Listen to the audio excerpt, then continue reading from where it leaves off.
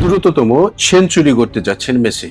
কখনো আর্জেন্টিনার ছোট্ট এক ছেলে পায়ের জাদু দিয়ে বদলে দিয়েছে পুরো ফুটবলের ইতিহাস।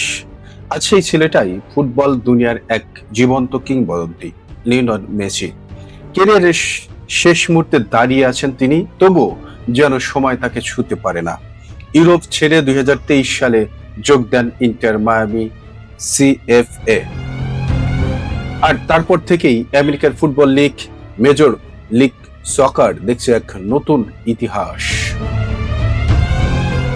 মাত্র 60 ম্যাচে গোল আর অ্যাসিস্ট মিলিয়ে 94টি গোলে অবদান, আর মাত্র 6টি অবদান হলেই ছুঁয়ে ফেলবেন জাদুকরী সংখ্যা সেঞ্চুরি 100, যে রেকর্ড এখন আছে সাবেস্তিয়ান জিপিকো নামে। তিনি করেছিলেন 95 ম্যাচে।